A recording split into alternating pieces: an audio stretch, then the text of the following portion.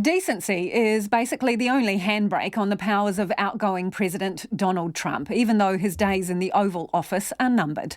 President-elect Joe Biden won't be sworn in until January, and Donald Trump is still refusing to accept the outcome of the election. He's already terminated his Secretary of Defense, and in the US, there's speculation he could use his presidential powers to pardon himself last minute. Professor Robert Yablon from the University of Wisconsin-Madison Law School explains how powerful Donald Trump still is. Between now and January 20th, which is when the new president is inaugurated, the short answer is that the president has the same powers he has always had. Nothing significant changes just because this is now kind of this interim lame duck period. So he can do whatever he likes? Well, whatever he likes within the standard bounds of the U.S. Constitution and the law. But in terms of running the government, issuing executive orders, issuing pardons, any of that kind of thing, he can do the day after the election what he could do the day before the election. So for us here in New Zealand, how powerful are executive orders? Well, executive orders can be fairly significant. The president has quite a bit of leeway to act unilaterally.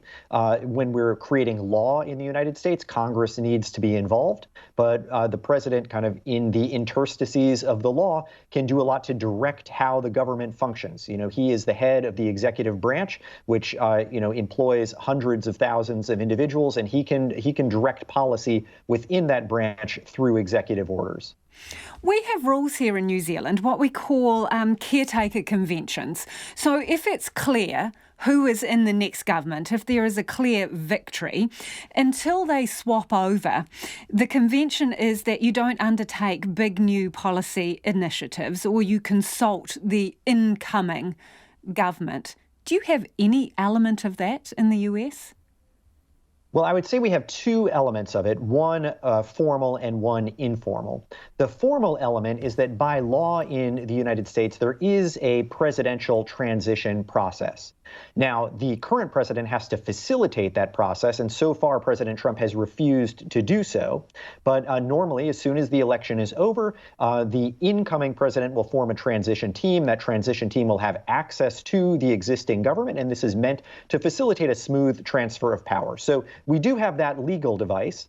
And then there are informal norms about what you would expect a president to do or not do in the final weeks of his presidency. And so you wouldn't expect a president to engage in any large-scale policy changes. You wouldn't expect a president to engage in, say, significant hiring or firing activity. But we already are seeing some of that on the part of President Trump. He fired his defense secretary, and I suspect that we will see more. Those norms are non-binding, and he has been a norm-breaking president. So is he acting outside what you would consider to be decent? Well, I don't know that I am the decency police, but I would say he is certainly acting outside what has been typical in previous administrations. Could he, when you talked about pardons, can he pardon anyone wholesale? I mean, could he pardon himself for something? So, there are a lot of U.S. legal experts who are debating that. And the reason that there is a debate is because it would be unprecedented for him to pardon himself. Because it's unprecedented, you can't point to the law that prevents it from happening. So the answer is he could try, and then we would have to see whether that would stick. There are limits to his pardon power. And so but whether he's trying to pardon himself or anyone else, the pardon power is a power to pardon for federal criminal activity. So he wouldn't be allowed to pardon himself or anyone else and prevent them from being prosecuted by state-level prosecutors in the U.S. And he wouldn't be able to pardon anyone and protect them from civil liability. So he himself would remain subject to civil liability after he leaves office. If the convention is that the sitting president helps or facilitates the transition, if they don't do that, then, well, what redress is there? Well, there's not much redress, except that, the Biden team could attempt to go to court and suggest that the president is not following the terms of this federal statute, the Presidential Transition Act.